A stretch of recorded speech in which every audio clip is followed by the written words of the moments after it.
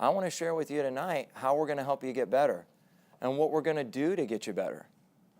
Because most of you are here because you're sick and tired of being sick and tired. You tried something for years, it didn't work, and you're looking for a transformation. So I just wanted to have a conversation tonight about how are we going to do that? How are we going to make that happen? That's what tonight's about. How many people have ever had a doctor actually sit down with them, be face-to-face with them, spend any amount of time over 5 seconds with them to explain what the cause of their issue was and how they were going to be enrolled in a new possibility related to their health to transform their life? Has anybody ever had any doctor talk to them that way or even give them that possibility of that occurring with their life? No. It's kind of what I figured, right? Like crickets, right? Everybody's silent. Everybody's going like this, right? And so that's what we want to do tonight is enroll you in that new possibility. I kind of did a whole talk. We do talks like every week, like little mini talks. 10-minute health hacks is what we call them. And we do them on Facebook Live every week. And the purpose of that is to give you a little tidbit of what you can do from a lifestyle standpoint. And the reason I bring that up is because what did we talk about on Monday night at 7:30? One night ago, yesterday. We talked about thriving, not just surviving. And is it fair to say if we have all these medical conditions or things, pains, allergies, weaknesses, migraines, all this stuff occurring in our body, is it fair to say, guys, that we're kind of just existing? How many people agree with that? How many people think that the dysfunction in their body right now is preventing them from being a father, a mother, a grandmother, a niece, a nephew, an uncle? We all have roles, right? Don't we? Can you do those roles at 100% if you're sick and suffering or sick and tired of being sick and tired? And most of us have never been taught to take care of our number one asset. And believe it or not, your number one asset is not your car. It's not the clothes you wear. It's not your TV or your Nintendo or your cell phone or your sunglasses. It's your health. Because at the end of the day, what allows you to leave the type of legacy to enroll others in a new possibility and leave the legacy where you have a church that's filled up of people that are like, man, that Joanne or that Iris or that Billy, or that Barbara, or that Riley. They were such amazing people. And that person had such a beautiful heart. I can't believe they've transitioned. But if you're sick and suffering all the time, do you put out a love vibration? Or do you put out an irritated, maybe kind of hateful vibration? It's not your fault, right? But I know what that's like. I'm 38 years old now, and for doggone 12 years, from the time I was 10 to 22, I was sick and suffering too. They had me on 3 medications. And usually if you have a symptom, what do they give you? And for every side effect from that symptom, what do they give you? Yeah. So pretty quick, you can start practicing your multiplication tables, can't you? Because if you got 5 symptoms, now you're on 5 medications. And then if you have 5 side effects from those 5 symptoms, how many medications are you on now? Like 10. You get that? And so what happens if we don't get to the underlying root cause of what caused any condition in our body? Does that condition get better or worse on its own? Is a pill a fix-all or is it a Band-Aid? How many people can say right now that they were on a medication for high blood pressure, high cholesterol, diabetes, and they're off that medication right now and they're totally cured and they don't have high blood pressure anymore? Yeah, not a single hand. I didn't think so, right? Or even thyroid. And some of you, you've been taking a medication 5, 10, 15, 20 years, right? And you've been led to believe a lie. That's called dogma, guys. Dogma is a false belief system. You've been led to believe that your body's a weak, fragile thing. There's no way you can get better. And you just take this medication the rest of your life. But here's a question I got to ask you. If the medication were fixing it, doesn't it make sense we get off of the doggone thing at some point? How many people agree with that? Yeah, right? We get off of it at some point. So when we talk about true health, a lot of people think that it's what? How you feel and how you look. And we've been kind of conditioned to believe that. Yes or yes? And then haven't we also been kind of conditioned to believe that, like, whatever our parents, let's say, told us or society told us about our health, that like that's kind of like the right model to follow. You get that? I mean, we've kind of been led to believe that, haven't we? And so society says whenever you have a problem, you go to this guy in a white jacket. And I'm not saying they're bad people, because if I get my arm cut off, I certainly want them to sew it back on. You get that? If my arm gets cut off, they're great emergency room care physicians. They're great at diagnosis. They got the best equipment. The problem here, guys, is we've started using that emergency room type of kind of platform as a preventative platform. And it was never designed to be that. How many people knew that? Okay, cool. We got 2 out of, 6. Usually there's no hands in the air, right? So I'm glad we got 2 out of 6. Because that's going to be easier for you to be enrolled in a new possibility tonight to change your life. Because we're going to start care tonight. We're going to start the road and start the plan that's going to get you your life back tonight. Because how many people think that your conditions that you currently have, how many people think that they just occurred the day you started feeling them? Like one day you woke up and you just had lower back pain, you had neck stuff, you had migraines, you had thyroid problems, you had digestive problems, right? You had scoliosis, you had radiating pain down your arm, you had depression and anxiety, you felt emotionally withdrawn because of the abuse you've suffered, and it's hard for you to connect with people and your relationships aren't good. How many people think that all those symptoms, and there's 18,000 of them out there that I didn't name, just happened in one day? Or was it the slow buildup? It was a slow buildup. You get that? So when you think about health from now on, guys, what I really want you to think about is think about health as a bucket. Think about it as a bucket. And when we get too many chemical, physical, emotional stresses, if we don't empty that bucket, what happens to it? It's going to overflow. You guys get that? Yeah, it's going to overflow. And how many people think that tonight, if you sit there with your arms crossed and you zone out, that you're going to be able to be enrolled in a new possibility and a new transformation? Probably not, right? Because some of you came in here with your already always listening voice in your head. You know what that is? That's the voice that came in here and said, I already know everything. I've got this figured out. This guy doesn't know what he's talking about. And you came in with objections and past wounds.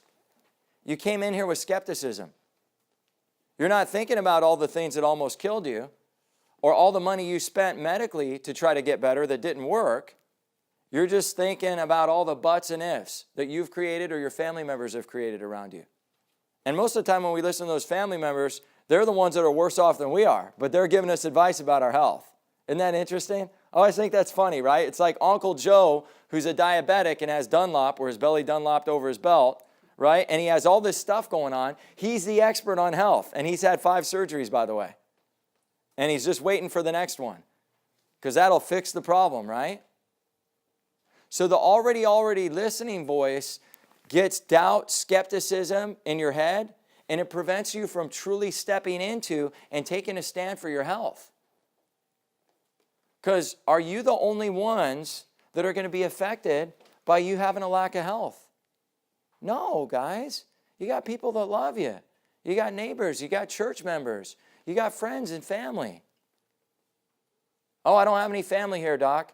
I guarantee there's somebody that cares about you, even if it's your next door neighbor that you say hi to every day.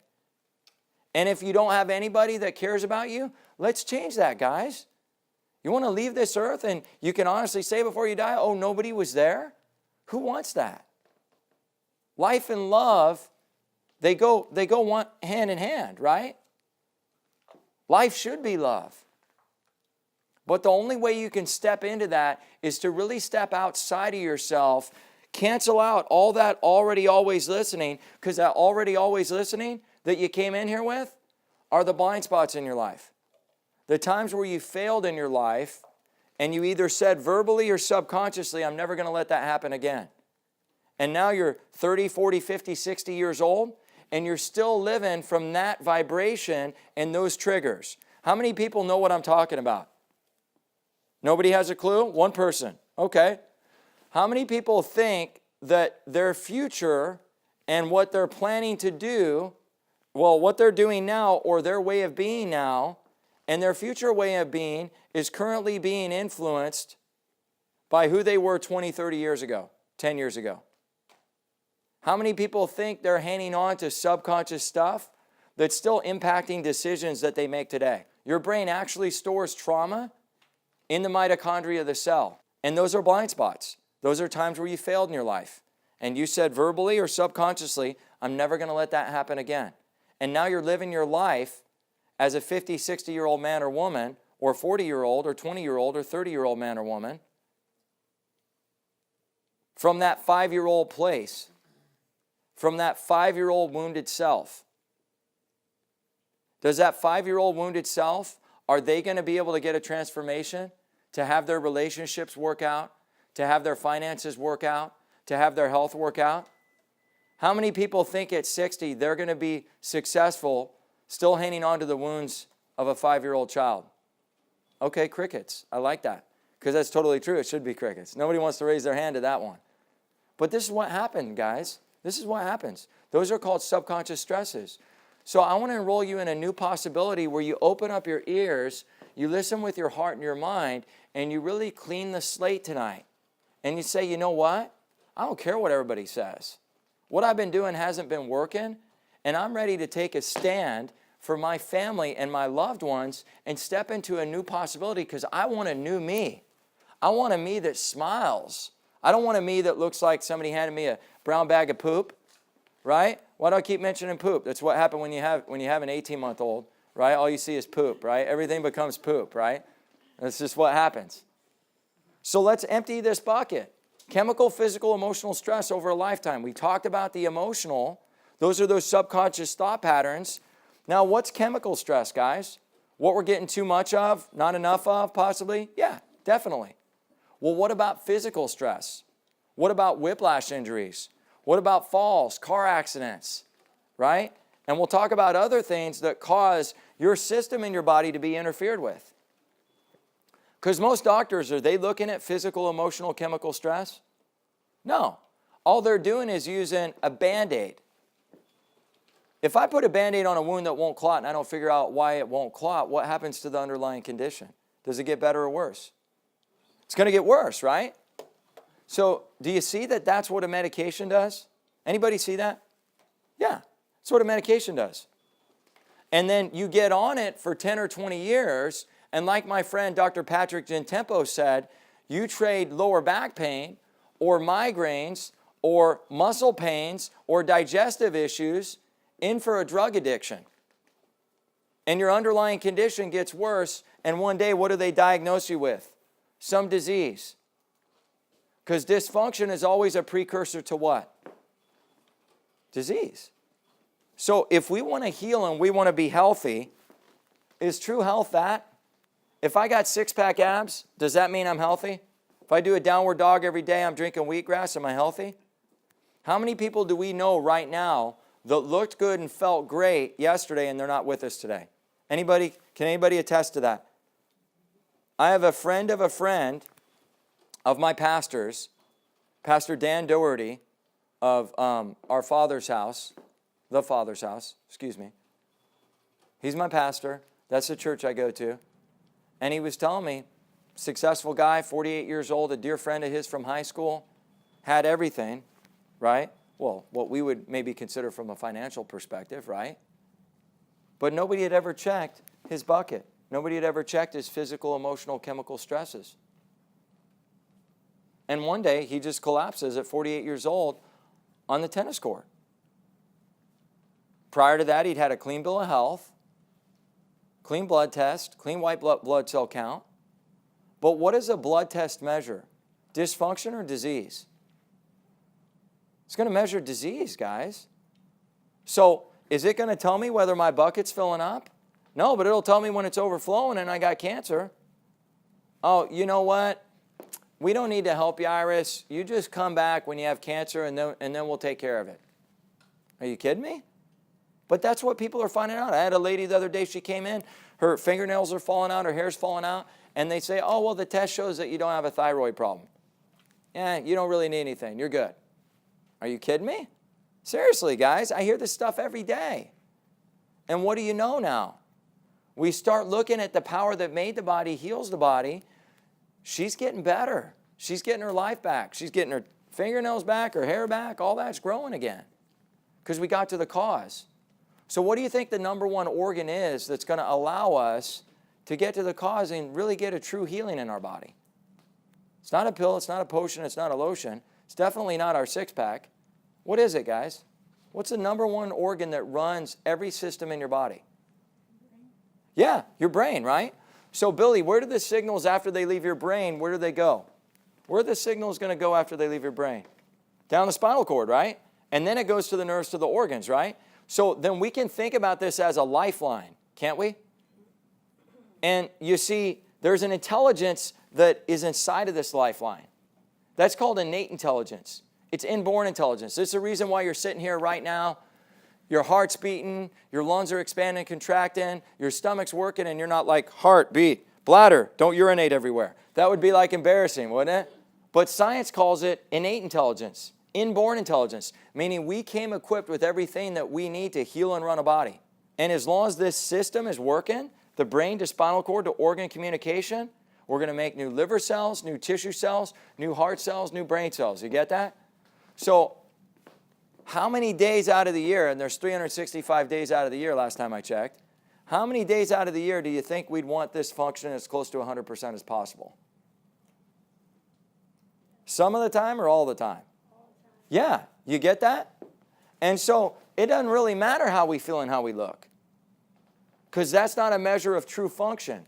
And see, that's what Webster's and the World Health Organization says that the true health is. It's the optimal function of all the organs, and everybody can see up there, right? Does it say some of the time or all the time? It says all the time. A conditional wholeness in which all the organs are functioning 100% of the time, all the time. But here's the kicker. Just because you don't have sickness or you don't have disease, that doesn't necessarily mean you're healthy. Does everybody understand that? Anybody confused by that? But as a whole, as a society, we kind of think it's this whole feel good, look good thing. That's not what they're saying. So wouldn't it make sense that we'd want to check emotional, chemical, and physical stresses for dysfunction and imbalances? Because if I'm just working on the physical and you have an emotional or chemical problem, then I take one step back and what happens? Or I take one step forward and then I take two back. You get that? So I start to get better, but I never get to the cause. So then I keep these repetitive conditions coming back and back and back and back.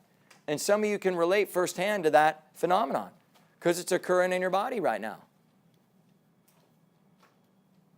And some of you don't know a different way. Like some of you are so used to being a victim that it's hard for you to even see the possibility of being a victor and changing. You're so in your head about the false evidence appearing real or fear. And so I really want you to just open your ears tonight, and I really just want to enroll you. Just really hear what I'm saying tonight. Cut out all the noise in your head, all the chatter, and really hear what I'm having to say to you tonight, okay? Because I promise you, if you do, you'll be like all the people that have come through those doors, just like Rudy Sandoval, that did a Facebook video for me. After 3 years, the medical doctor said, if you don't do chemo and radiation, Rudy, and you don't do it right now, you're going to die. That's what they said to him. And we got him under care, and we got this system organized so that intelligence could move from the brain to the cord to the organs. And then we started evaluating him chemically, seeing what his body was getting too much of or not enough of. And then we started working with subconscious stresses. Because one of the biggest things about cancer, any form of cancer, folks, is resentment and anger. Because there's a little chemical called cortisol. Anybody heard of that chemical? Your kidneys release it. It's epinephrine, neuroepinephrine, and cortisol.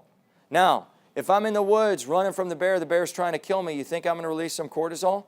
Yeah, it's a fight or flight chemical. So what if I think that the bear is trying to kill me every day of my life for 3 months, 6 months, a year, 5 years, 10, 20, 30? Was the body designed to sustain that fight or flight response for that long? No. It wasn't. You're supposed to be in rest and digest. So that's how big this emotional impact is. So if we're talking about depression and anxiety, and Dr. Cordie knows firsthand because this is how he got better, what did I do? I started getting my brain and my spinal cord analyzed and corrected, and I started getting it checked for a phenomenon called subluxation. You see, subluxation is when there's a block crushing that nerve going to a vital organ. And it puts the organ in a state of what? Function or dysfunction? Yeah. And that's what that scan showed. When we scanned your bodies, because some of you never knew to take care of your nervous system, right? You've been doing a great job brushing your teeth. You're really worried about those. But meanwhile, you got all this degeneration going on in your body. You don't know why your emotions finally have gotten the best of you and they've gotten out of hand. You don't know why you're kind of shut down, feeling like you don't want to wake up every morning. You don't know why people don't really want to be around you. You don't know why you have these pains and they won't go away. And your body is incapable of healing right now because you're in fight or flight. So in order to heal, we have to activate the part of the nervous system called rest and digest. Does that make sense? Because if I've got any degeneration or any issues in my body, any symptoms showing up, and that's what that scan means with all that color, that there's a major blockage on the nerve going to the organ, do you think that I'm capable of healing if I'm constantly in fear and anxiety and stress, or I'm constantly telling myself that I suck? Or sometimes I'll get guys in here, and you know it's Southern California, guys. Everybody says gnarly, and everybody comes in here like they're riding a surfboard. You know what I mean? You can keep yourself clear emotionally, but you can't control the way other people influence your life and your spiritual, emotional body. You get that? So that's why we constantly have to put you back into that rest and digest state so that intelligence can move down the cord and over the nerves. Everybody following that thought process? And that's how we keep you from releasing cortisol, and we activate that parasympathetic part of your body or nervous system, and then you start releasing dopamine and serotonin. And we're going to talk about that more later, but that's why I hugged you all when you were out here. Like, he's just being nice, he's really sweet, all that stuff. They hug everybody, right? It's true, we do. Hug everybody. Hug you on the way out the door, too. Now, what if I had like horns, like devil horns on the sides of the walls, and it was all black in here, right? And we had voodoo beads on. Would that put you in a state of healing? Probably scare the bejesus out of you, right? Maybe some red paint that looked like blood. Probably not a great idea, right? So everything was purposely designed to activate that parasympathetic rest and digest part of your nervous system. You get that? That's what we're always trying to do.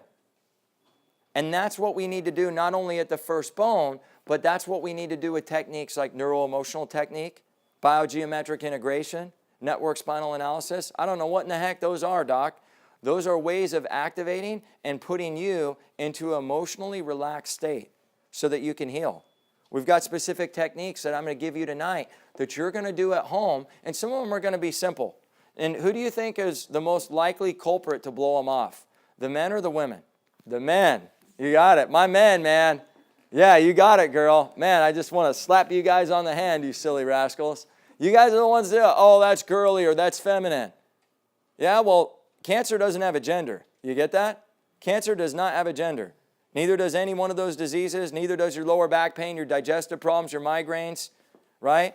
And lost time doesn't have a gender. When you look back and you've wasted 20 years of your life being on meds and being miserable and having that poopy diaper face, right? That doesn't have a gender. That's lost time, guys, that you could have had. So that's what I mean. That already always listening, let's get it out and let's open up those hearts and truly listen tonight, okay? So emotional, chemical, physical, stress. And there we go. There's that nervous system. What does it do? It activates and coordinates the brain with the entire system because you can be in whole health, or so you can be in whole health. Does a medical doctor look at this? Meaning, is he looking at the whole body? Is he trained to look at the whole body? He kind of looks at the body as parts, doesn't he? And if a part is dysfunctioning, now he's going to diagnose the part. He's going to say, well, you got atherosclerosis going on, which is hardening of the arteries. Now, does that tell you the why or just the where? That tells you the where. So now you know where the problem is. You sure as heck don't know the cause, though. You get that? So they're great for diagnosis, but they're not good for rebuilding or regenerating health. So in order for you to get the type of transformation that's going to allow you to stand in a new possibility related to your health and move in this direction of quality life, it's going to require you making a choice tonight. And even not making a choice is still making a choice. You get that? So if you don't like your life right now, unless maybe you think you're a Bentley related to life and health, and I'd be very surprised. It'll be the first Bentley that's ever sitting in these chairs, okay? God bless you guys. You guys are all sweet people, but we got some Toyota Corollas and some Pintos here, okay? But you guys are going to be Bentleys soon. You're going to be Bentleys. You're going to be Bentleys. Because I was a Pinto once too. Why am I so passionate about this? Could have gotten into real estate, right? Made a bunch of money and not dealt with all the junk, right? That's what everybody does in Southern California, right? That's what everybody does. Real estate agent on every corner, right? But what did I choose to do? Well, I choose to enroll myself in a different possibility after I got better by looking at exactly what I'm telling you guys about, chemical, physical, emotional stress. I'm going to talk about a technique called the curve correction technique. I already talked about some of the emotional techniques. We're going to look at what you're getting too much of, not enough of. And so I have functional nutritionists on staff that are going to look at that to identify where those blockages are chemically in your body. And so I had to do all that. I had to get better so that I could help you get better. Why? Because I lost 4 grandparents to cancer, almost lost my mom about 6 years ago, and I currently, at 38 years old, have guardianship of my 72-year-old father that looks like he's 92 and he has Parkinson's. No teeth, no friends, and he's a retirement home. Doc, that'll never happen to me. Okay, so what's your plan? Crossing your fingers? You get where I'm coming from? That's my why. That's my why. Tony Robbins says the 2 most impactful times of your life and most important times of your life are the day that you're born and the day that you know why. And that's why I do this. That's why I'm sharing this with you tonight, why my 18-month-old son is with the babysitter. That's why I'm sharing the philosophy with you about how we're going to get you better, and that's why I'm giving you a foundation to get better. So what's a subluxation? Subluxation is when the bone moves out of place and it crushes a nerve. And when that nerve is being crushed going to that organ, that's going to put the organ in a state of dysfunction, right? Now, when do you think the first subluxation occurs?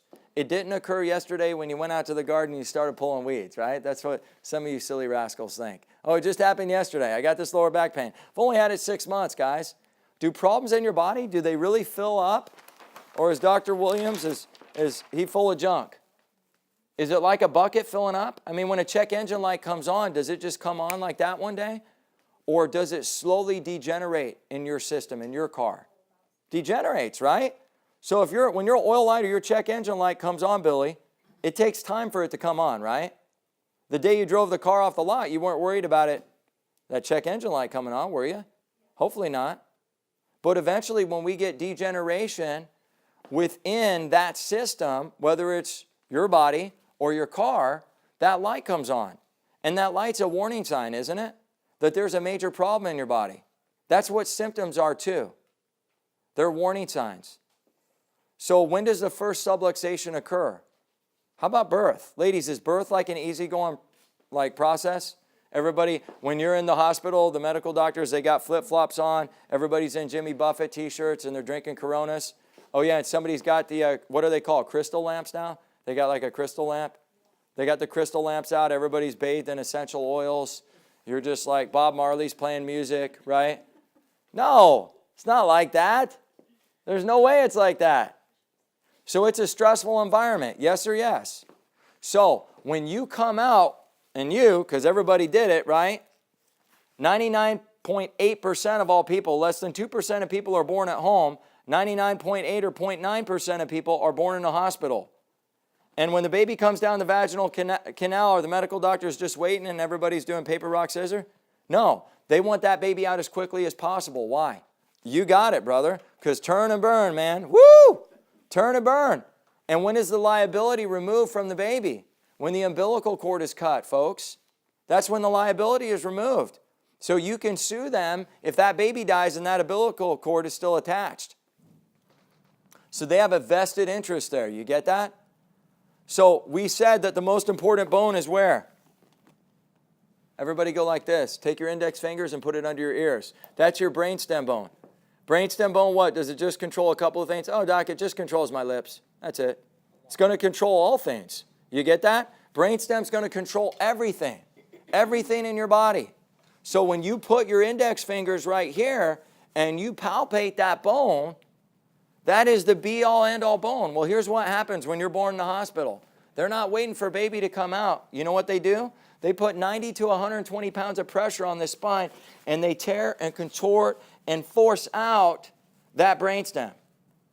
90 to 120 pounds of pressure on that brainstem.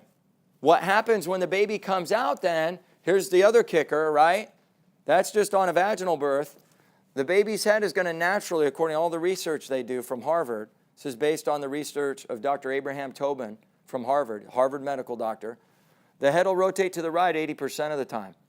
The other 20%, the head will naturally rotate to the left. What way are they always turning it? To the right. So now you got 90 to 120 pounds of pressure forcing that beautiful baby's little head out of that vaginal canal before it's ready to do that, and then rotating it. But what happens is now they use forceps or vacuum extraction to pull that neck or pull that head. And they get these cone-shaped heads. What do they tell you to do immediately when you leave the room? Dr. Williams, you want to be careful. Hold that head and hold that neck. And they were just accosting or brutalizing and assaulting your little girl or your little boy 10 seconds before that. And now they're worried about the neck. Do we know how far reaching, pulling and stretching these bones that are unfused, do we know how far reaching that one act on that little, gentle, beautiful baby, could that cause seizures, autism, ADHD? That's going to cause all that to happen. It's going to cause all that to happen. It's going to prevent the baby from being able to heal. What about ear infections? What about dysfunction in the body? It's going to create all that stuff later on in life. What about continued issues with digestion? Autoimmune conditions. Because your brain controls what? Some things or all things? You guys get where I'm coming from? Depression, anxiety issues. I mean, I grew up with depression and anxiety most of my life. I was in special classes. I had a learning disability. I went in the Marine Corps at 18 because I didn't have the confidence to know that I could make it through college. Couldn't focus on even reading a page of a book. And here I am standing before you as somebody that's healed, hasn't been on a medication in 12 years, got through my doctorate program with a B average, got through a bachelor's in economics with a 3.6. And I'm not saying that to brag. I'm pointing that out, and I'm not trying to show you my credentials or flaunt them or anything like that. That possibility is there for you too. But we got to start rewriting history. And it starts right now. What about the times you were learning how to walk and you fell?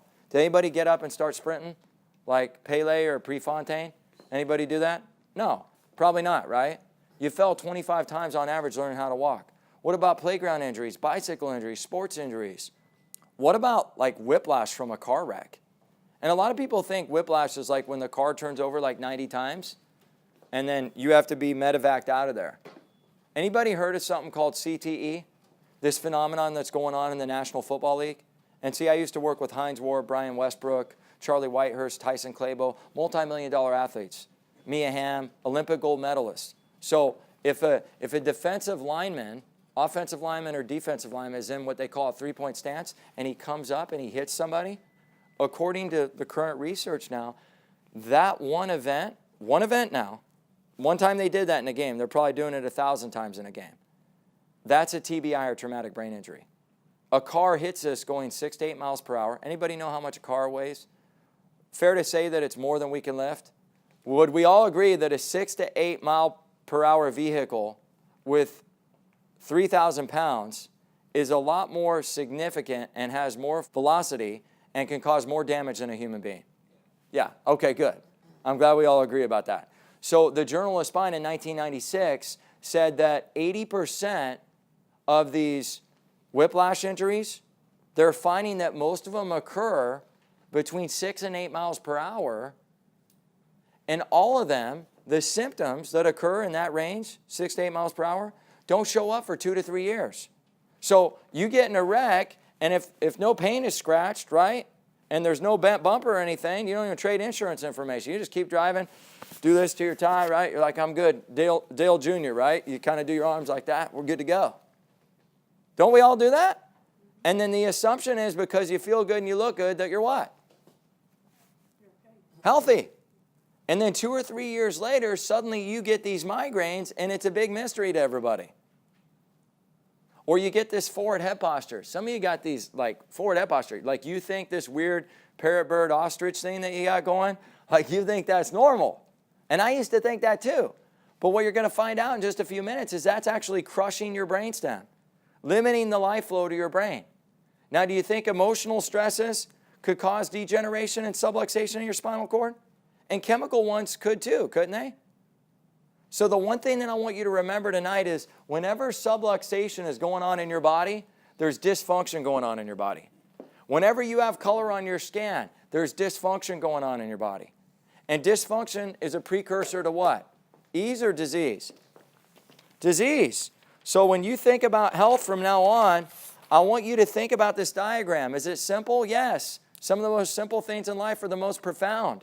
When you get an interruption between your brain and your body and your organs, is there any way your body can be in a state of function? So what's the opposite of function when there's a disconnect in the system? Better said, a subluxation. Yeah, or dysfunction. Absolutely, right? Disconnect or dysfunction. I was looking for the dysfunction word though. Why is that? Because when your bucket's filling up, you've got inflammation, don't you? If you've got stuff going on in your body and we scan you and there's color on your scan, does that mean your organ's in a state of function or dysfunction? So does that mean that your organ system is in inflammation? Can we get inflammation in an organ system just from a negative thought or a series of negative subconscious thoughts? Who believes that? Raise your hand. You absolutely can. I can show you research going back to Hans Selye, General Adaptation Syndrome, and you can quote me on that from 1950. 1950, guys. It's there. So dysfunction. Does that put us in a state of ease if we're in dysfunction and inflammation? So what's the opposite of ease when there's a disconnect? Disease. Can our bucket overflow and us not ever have a single symptom? How many people have had somebody suddenly get diagnosed with stage 3, stage 4 cancer? You know my father-in-law that I never got to meet? Because he always went to medical doctors and he always waited to do anything about his health because they didn't believe in doctors. And I don't blame him about conventional doctors, right? Because they don't work with your body, they work against your body. Now, if I get emergency room accident, hey, they're great for that. They save a lot of lives. They kill a lot of people too. 130,000 every year. 130,000 every year. So what happened with Tanel Desmarais is he went in for a routine blood test, right? Got all the blood work done. They said, hey, you're good. Everything looks great. Developed a cough that wouldn't go away the following month after he left the medical doctor's office. And my wife, Dr. Cordie Williams, and her sister, Lisa, and the whole family was like, you need to go back and get checked. This has gotten progressively worse. And they found a tumor the size of a soccer ball pressing up against his diaphragm. Stage 4 pancreatic cancer. They gave him 3 months to live, and at 3 months we buried him. How many people can relate to that story? Not a single sign or symptom detected that. There was no indication of that. On the outside, he looked perfectly what? Healthy. He looked perfectly healthy, guys. That's the part I really want to drive home. So in order for us to be truly healthy, we have to start thinking preventative. In order for you to rebuild your health and really express that new possibility and truly get that transformation of the person you want to be, you can't keep being the janitor related to your health. You know what I mean? What do I mean by that? We've made doctors the CEO of our companies, our health, and we're the guy cleaning the crap out of the toilet. I actually work for you when you decide to make me your doctor tonight. It's not the other way around. We've gotten that flipped and mixed up, haven't we? Because we put doctors up here, don't we? And they determine when we live and die. Last time I checked, the intelligence in your body's been helping people and healing people for thousands of years. Maybe my wife and I, maybe we got 40 years of knowledge between us with all the books we've read, all the education. The intelligence in your body, is there a limit on that healing potential? No. So when we use a paraspinal electrodiagnostic infrared imager on your body, what we're doing is scanning from the brainstem all the way down the spinal cord. And what we're detecting for, what the technology is doing is picking up heat readings bilaterally. And it's measuring where those nerves are being crushed going to those organs. So it's measuring where the subluxation is. Everybody get that? So is this person in dysfunction? If color's on the scan, are we in dysfunction? Because the nerve's being blocked. You get that? Now, is there inflammation in that organ right now? Could there be inflammation on a scan, and could I not have a single symptom? What's the percent of nerves in your body? Because you got 12 miles of nerve in your body, so if anybody asks you if you have a lot of nerve, you can be like, yeah, I got 12 miles. Out of the 12 miles of nerve, though, there's only 6 to 18% that feel pain or elicit pain.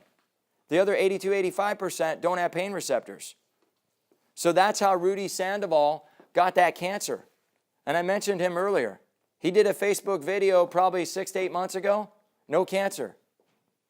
No cancer. It's on my Facebook page. The only thing he changed was coming here. We connected his brain to his body, to his organs. We got him a clear scan. We got him a functioning nervous system. We checked the chemicals in his body, not with a blood test, but we checked him with a 300-question questionnaire and 2 functional nutritionists with 25 years of experience, and we found out what he wasn't getting enough of and what he was getting too much of. And then we started to balance the chemistry. Does it matter what the nerve going to the organ or the stomach specifically is doing, right? Or can I just put in good food? How many people know any healthy vegetarians? I know like 5. How many people know a lot of sick vegetarians? With lesions all over their body and all that. And I can tell you after 7 years of being in practice, I've seen more processed carb eaters that call themselves vegetarians and have horrible health than I have healthy ones. Because here's why. And if you're a vegetarian, I'm not hating on you. I'm just being real. Certain body types are great for that. Certain body types are not. True health is, again, function. So if your body's not assimilating the food that you're eating, does it matter if you go to Jimbo's every day and you get the organic chicken eggs where they massage the chickens and they put them in a sun bath and then they put them in like a hammock and all that and Bob Marley plays to them and they got a little crystal lamp for them? Does it matter if the chickens are doing that? No, because your body can't assimilate it. You get that?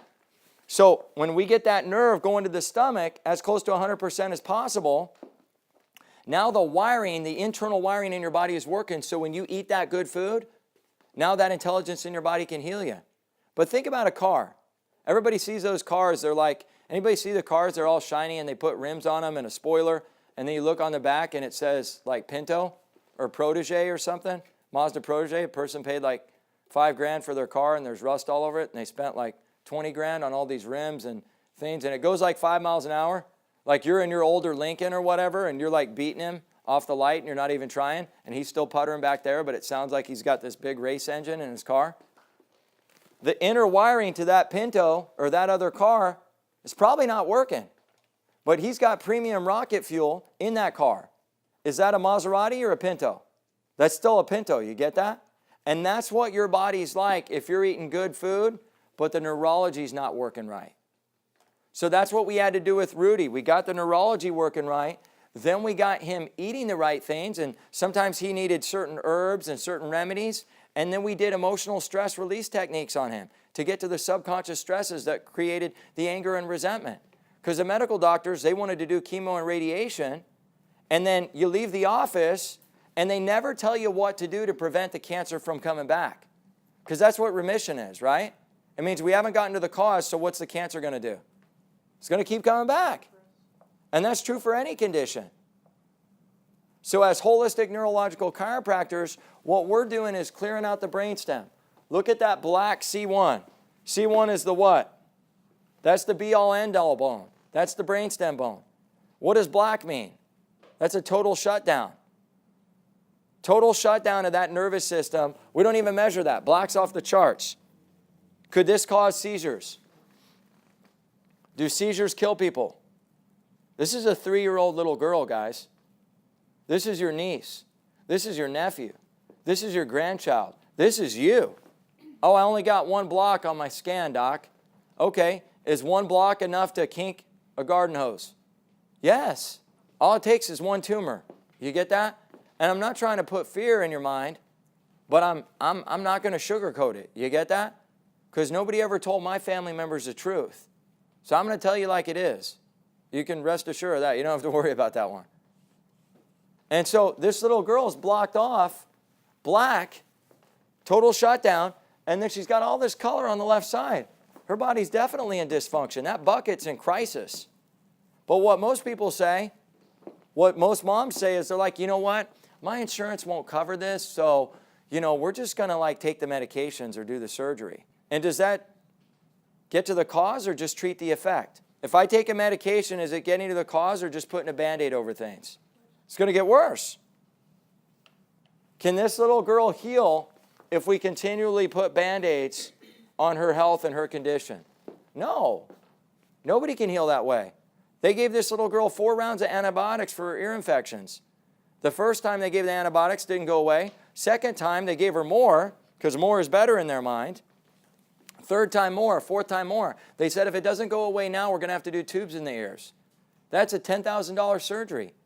And what are the long-term ramifications of that? Permanent hearing loss, ringing in the ears. Can you imagine? You're 20 years old now because of a decision that your parents made at 3 years old because they said, you know what? I'm going to follow the sick care model, the crisis care model. You get that? Because what does a medical doctor do? If I go to a gastroenterologist, a cardiologist, an endocrinologist, a chairologist, because ology just means the study of, what are the 2 things they can do to help me? Drugs and what? Surgery. Drugs and surgery, that's it, folks. So if you don't want drugs and surgery, right, that's what you're dealing with here. And so you go into crisis, and then do people hit one crisis or do they hit like multiple?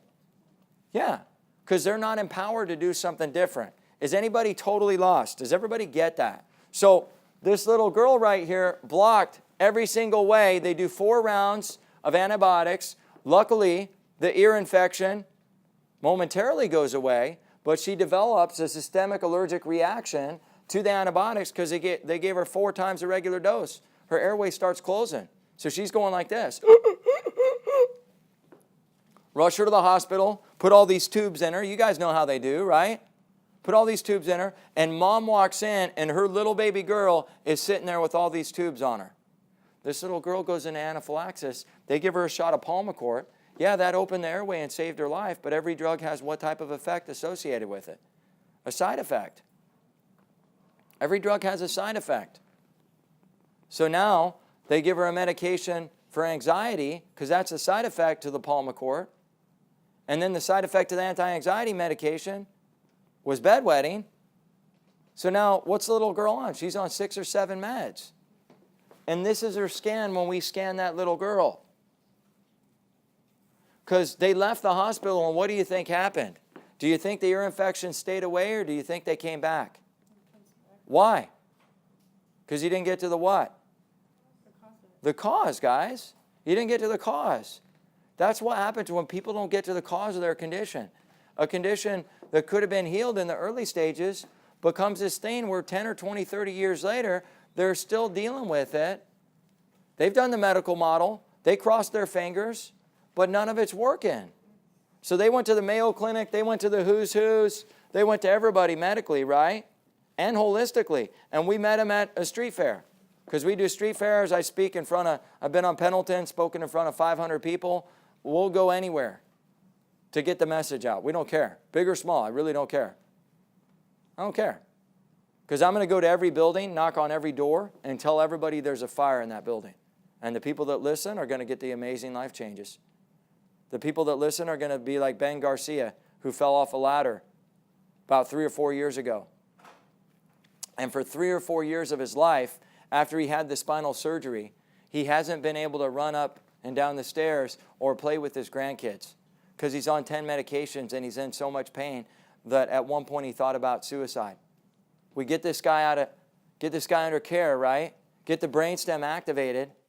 We start doing some emotional work on him. But the most important thing was getting him out of dysfunction and into function by activating the be-all, end-all bone.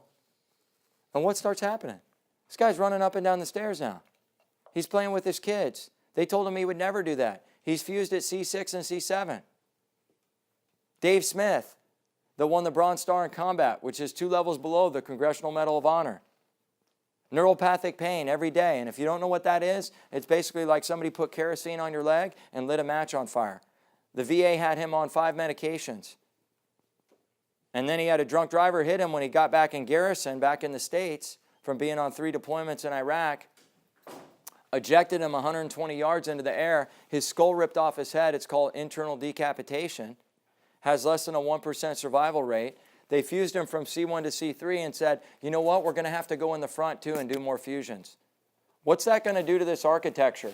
If this is supposed to be back to allow brain flow to happen, if I bring you forward with metal, what does it do? Decrease the degeneration or increase it? It's going to increase it. Make it degenerate quicker. You're going to have more metal in your spine. And the efficacy of spinal surgery is less than 10%. So after you have one, it's only a matter of time before you have more. So we start talking to this family. We meet him at this beautiful, amazing street fair. And mom was skeptical, and I said, you should be skeptical on what almost killed your daughter. Don't be skeptical on what you've never tried. And I told her exactly what I'm telling you. She said, well, I'm going to do this because you're so confident. I said, don't put your confidence in me. Put it in your Creator. Put it in the fact that your body was designed to heal. What you're doing isn't working. And there's no way that your daughter can vibrate at the level that she needs to vibrate at. And there's no way that you're in the place to be a good mom to her because you're stressed out about what's going to happen next. And some of you are like that with your health right now. You're such in fear and shock about what might happen next, and you're crossing your fingers about your life instead of taking action and enrolling in a new possibility to truly get a transformation. Because some of you are blocked. And your identity or your condition has become your identity. 3 months later, when we got that little girl under care, that was her scan. Totally clear. That's what's going to happen to you. But you're the one that has to meet me halfway. You have to take that opportunity to shut down that already always listening voice and enroll yourself in a new possibility. I can't do that for you. If you want to stay right where you are, things are going to be the same. You'll look back on this moment 20 years from now, and you'll have the worst thing that somebody can ever have, and that's regret. What might have been. So, normal healthy spine, okay? We're going to talk about some research. I'm going to show you some diagnostics of people just like you that have gotten better. All right? And then we're going to see the results. So when you walk into the room in a little while, you're going to see a film just like this. It's a lateral view. You're going to see a normal healthy spine and then your spine. It's not somebody else's. Somebody in here will ask me that. Is this mine? Yeah, it's yours. I'd lose my license. That's a HIPAA violation. I'm not going to do that. I like helping people. So there's a normal healthy spine up when you walk in the room. Then there's yours. So we're going to talk about 3 different normal parameters related to your neurological healing. And it's all based on the research of a guy named Dr. Alfred Bragg. Dr. Bragg was a Harvard neurologist. He did all these MRI studies and x-rays on these autopsies of these bodies and found at 31, 42, and 0 that was where the best nerve flow and life flow came from. And that was where the brain and the spinal cord had the most amount of cerebral spinal fluid. Okay? So that's kind of the bread. I'm going to give you the peanut butter and jelly in a second to stick it to. That's just like my general overview. But you're going to want to write down all these angles. Because when you go in the room, you're going to want to know what normal is. So you can properly evaluate your condition, your spine, your nervous system. So the first angle we're going to talk about is that brainstem bone. And that should be at a 31-degree angle. So what you want to write down on your paper 31 degrees. You're going to want to see that bone. And even if you forget the angles, folks, that first bone, we're going to want to see that bone. It should look like an airplane taking off. It should look like an airplane taking off. So you're going to want to write down 31. And you're going to write down by that 31 atlas or brainstem bone. Everybody see how that top black line kind of looks like an airplane taking off? Anybody totally lost or confused? It's really important we understand this part, okay? So 31 degrees, airplane taking off. That's that first bone. Everybody see how there's this banana-shaped curve in the neck? Some of you never thought a neck could look like that. Or you never knew it was supposed to look like that, right? You're like, Doc, I thought it was supposed to be like a reverse banana. And be where I'm like getting bird feed off of my chest. No, it's supposed to be a curve, folks. So see how there's that nice curve? That's a 42-degree angle. That's called the arc of life. That's a 42-degree angle. That's called the arc of life. And now when your head's over your shoulders, you're going to be 0 millimeters of forward head posture. If everybody goes back, I guarantee if you go back over the nape of your shoulders right now, right there, well, what that hump really means is that your brainstem's being crushed. And I'm going to go into that in more detail in just a second. But the final measurement you're looking at is forward head posture. Normal forward head posture, meaning having no forward head posture, is 0 millimeters. It's when the head's way back here, meaning the ears are over that bone that is that bump. When I get the ears over the bone, is there a bump? Shake your head no. There's not, because the curve is right and the spine and the nervous system are dialed in exactly where they need to be. Now, what's the significance to you and your current situation? Because I want to make something really clear. I'm not here to fix you. I'm here to put your body in the right place so your body can fix you. But so 31, 42, and 0. What Dr. Bragg's research found is when you're at 31, 42, and 0, you're going to have the most amount of space between the spinal cord and the hard bones that surround it. What's this weird eyeball staring at me, Doc? I don't know what that weird eyeball is. That's called a cross-section. That's a fancy way of saying what Dr. Bragg did is he took out the brain, he did an MRI study, MRI picture looking straight down the spine. That's what you're looking at, a zoomed-in MRI. This is your spinal cord. This is the hard bone. And what Dr. Bragg found was at 31, 42, and 0, you're going to have the most amount of room between the spinal cord and the brainstem and the hard bones that surround it. Why is that important? Because is there fluid in and around that brainstem and spinal cord? And if I move the head forward to the shoulders, what's it doing to this space? Increasing it or decreasing it? Decreasing it. So what's it doing to the brainstem and spinal cord? Giving it a bunch of room or crushing it? Yeah, so 31, 42, and 0, that's where we're going to have the most amount of room between the brainstem and spinal cord and the hard bone. And that cerebral spinal fluid is in the middle there. And it pumps from the butt bones to the head bones. Everybody get that? It pumps from the butt bones to the head bones. Why is that fluid important, Doc? Well, it coats the brainstem and spinal cord. So when you crush off that fluid, it's just like a banana that's supposed to have a curve. When you make the banana go straight, what happens to all the stuff in the middle? It goes everywhere. You get that? And see, that cerebral spinal fluid surrounds the brain, and it actually is like an oil filter. So here's the part I really want you to hear. It puts good stuff in and takes bad stuff out. And it's been known, according to all the peer-reviewed research out there, you're 80% less likely to have early onset dementia, Parkinson's, multiple sclerosis, Lou Gehrig's, if that craniosacral pump, the pump between your butt bones and your head bones, can pump that fluid up through this cord. And that's how significant, dramatic, and amazing Dr. Bragg's research was. If you're not at 31, if you're at 30 instead of 31, or 41 instead of 42, or 1 millimeter of forward head posture instead of 0, it puts a pathological tension on the cord, stretching at 5 to 7 centimeters, and disease pathology is imminent. I mean, it's definitely going to happen. Because if I bring you forward, what's it doing to this space again? Giving it a bunch of room or crushing it?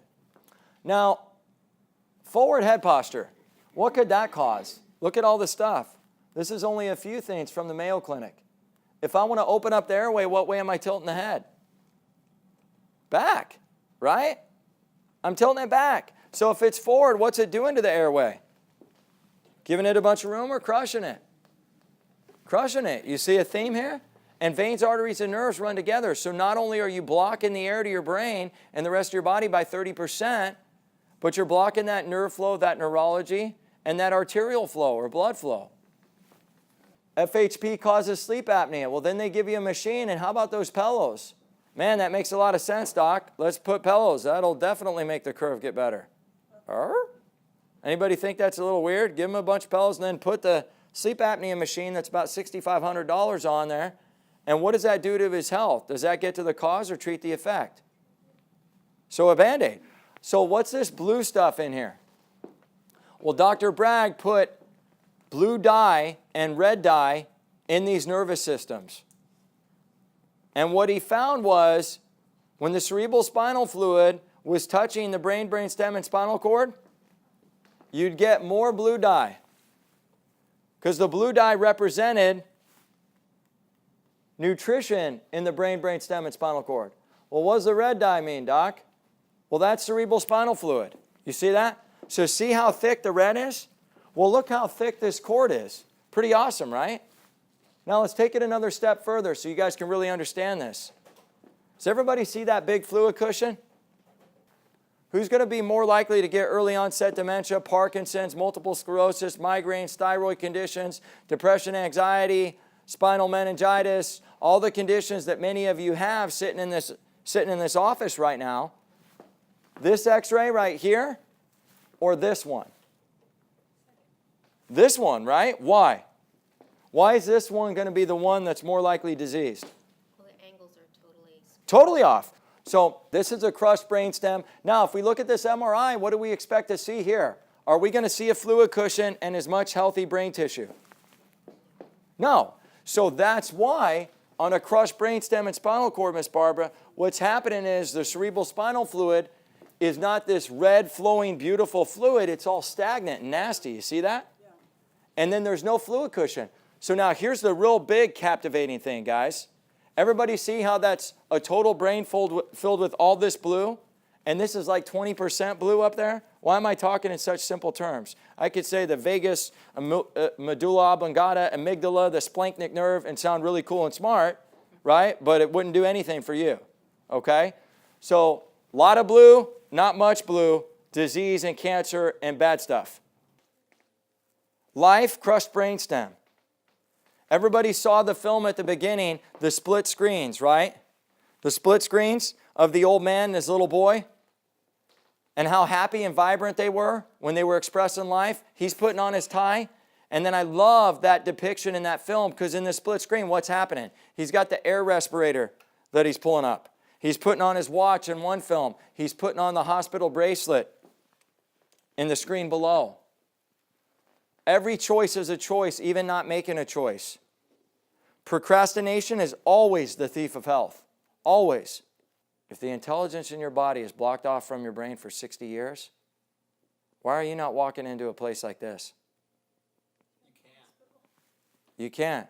You're either having surgery, you're dead, or you're in a wheelchair. And I'm not trying to be fearful. I'm not trying to put you guys into fear. I'm just being real with you. So when's the time to correct this? Now. Yeah, because if you don't, right? And sometimes when we feel convicted, laughter is always something to take to bring a vibration down, right? Because we're feeling convicted about what we have done or what we haven't done related to our health, right? And I get it. But yeah, if we don't correct it, and you said now, you're absolutely right. It's going to get worse. And some of you think, oh, well, this is genetics. Well, Harvard found that only 2% of any conditions are actually genetic in nature. There's actually something called epigenetics, which epigenetics says that every marker you have for any disease condition, doesn't matter what it is in your body, that what allows that marker, it's just like a light switch, to stay off or get expressed is what you do that's different about your health than what your parents or ancestors did. 30% of the oxygen is deficient in your entire body, to include your brain, and it'll stretch the spinal cord 5 to 7 centimeters, and disease pathology is imminent. When you're not at 31, 42, and 0, it stretches the cord 5 to 7 centimeters, and disease pathology is imminent. Dr. Bragg didn't find that, oh, it might happen, or it's kind of likely, or sort of kind of, we're like a PC culture, right? No, it's definitely going to happen. It's imminent. You get that? I'm not trying to scare you. I'm just being real with you. Just being real with you. So this is Gopal. Gopal's 52 years old. And like many of you in here, he's got emotional stress anxiety disorders. He's got digestive problems, knee pain and leg pain. Where's he at and where's he supposed to be, doctors? Look at those angles up there. Let's talk about shapes. Does anybody see an airplane taking off? Does anybody see a banana-shaped curve? So what's happening to that brain, stem, and spinal cord? Does it have a bunch of room or is it being crushed?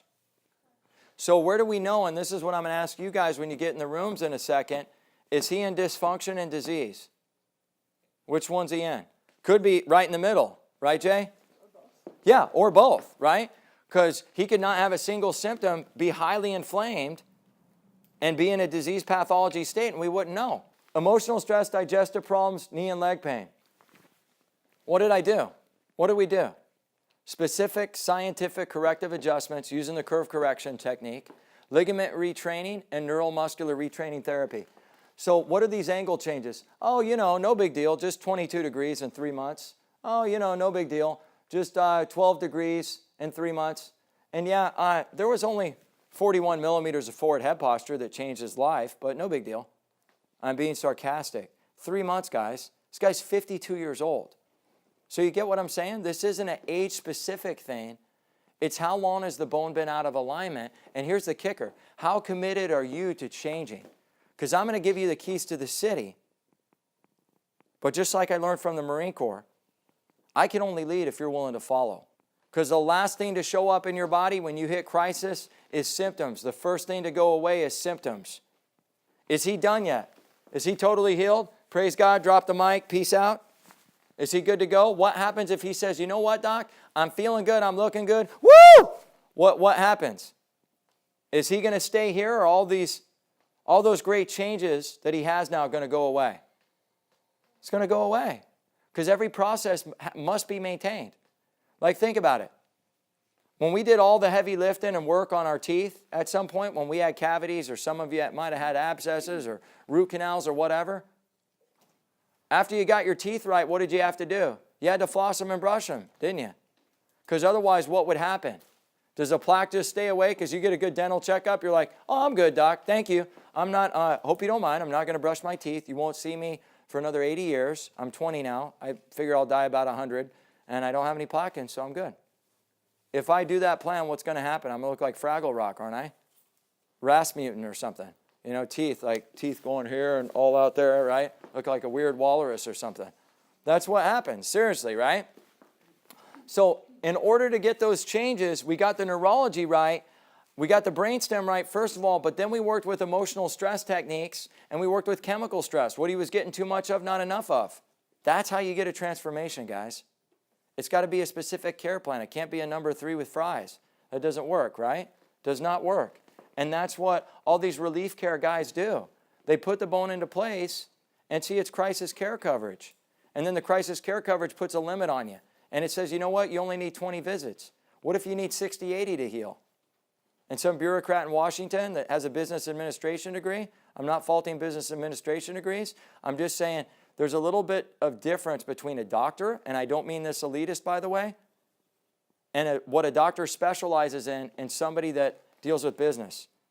But you've got business people making policy decisions about your health, and you leave a practice like mine because maybe your crisis care coverage didn't cover, and if I go in network, then they only give you 20 visits, and then you say to me when you leave, what?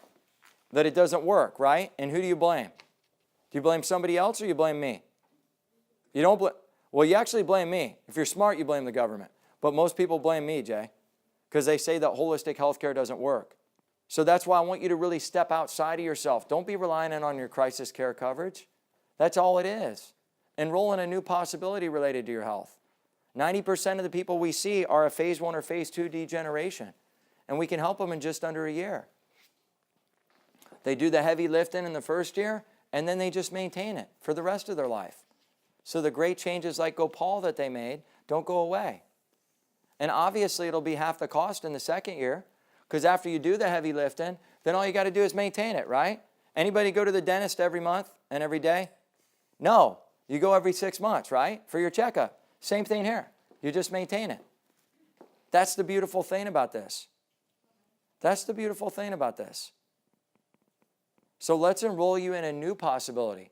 I want to be your primary care doctor. If you have an emergency, I'll send you to the medical doctor. I'm required by law to do that. But doesn't it make sense to try to do less drugs and less surgeries? I've worked on every doctor and nurse known to man. I had a medical doctor in here this morning. That's what we do, guys. That's what we do. We help people. We enroll them in a new possibility with their health. And that's how you get a life change related to this. So healing takes time and repetition, right? How long do braces take to heal? 2 to 3 years, right? So after we do the heavy lifting, though, we're going to want to make sure to maintain this for a lifetime, just like flossing and brushing. You do the heavy lifting, and then the subsequent years, the maintenance, obviously it's way cheaper, right? I'm going to leave you with one more thing before we go back and we get into the rooms and we separate for our results tonight, okay? I'll never forget the day a lady named Brenda walked in with her son, Jonathan. And she saw Jonathan's films. And see, he had autism, ADHD, all these crazy, like neurological deficits, right? And Mom sees the scan. She sees the films, and he's like 10 out of 31. He's like 2 out of 42. 5 millimeters of forward head posture, right? And he's supposed to be at 0. Totally crushing that brainstem. Color all over the scan. I mean, he's in very clear dysfunction, right? Phase 2 degeneration, which is 40 years of blockage. And she's in tears. And I asked her if she was committed to helping her son, and she said absolutely. But then I enrolled her in a new possibility, or I tried to anyways, because like we take care of family members. It doesn't really make sense for you to get healthy and the rest of your family to be sick and suffering, right? So like we give major discounts on that stuff. Like if you get somebody enrolled in a new possibility related to their health that lives with you, if your care plan's $4, yours would be 25% off the price of her care plan. Billy, yours would be 50%, and Barbara, you would be 75%, to make sure that everybody gets the care that we need. So I have a policy. I get everybody checked within 7 days. So we got Miss Brenda checked, and I'll never forget when she's sitting there looking at her results, she's in total denial.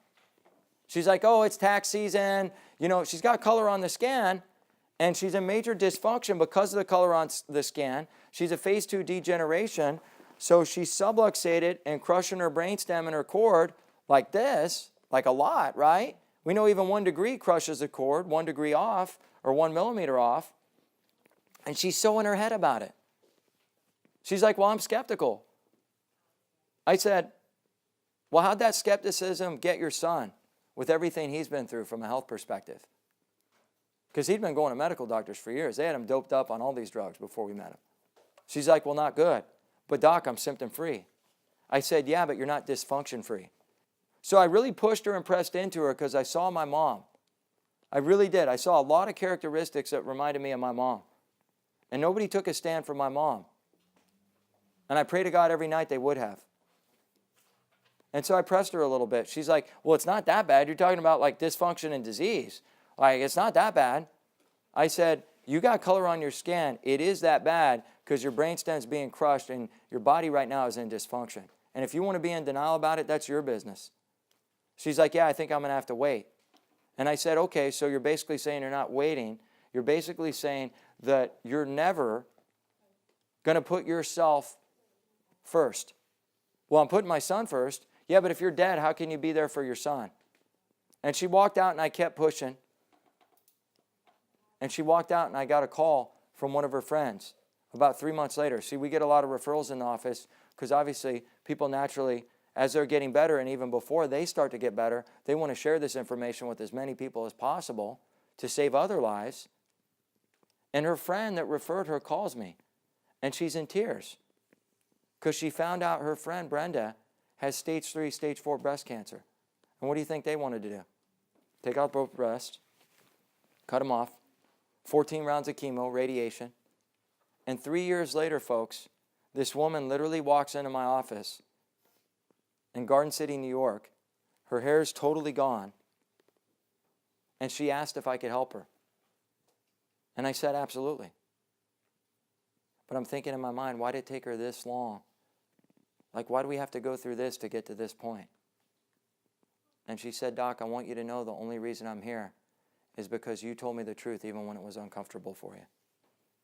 I said, well, Brenda, truth's always uncomfortable. It doesn't mean that you shouldn't share it, though. So God bless you guys. I'm not going to let that happen to anybody in here. I'm really excited for you guys. We're going to start care tonight. Tonight is the start of your transformation, okay? We'll get everybody seeing their results. We'll get you out of here as quickly as possible. Thank you for your attention. I'm going to let you use the restrooms right now. God bless you. Thank you so much.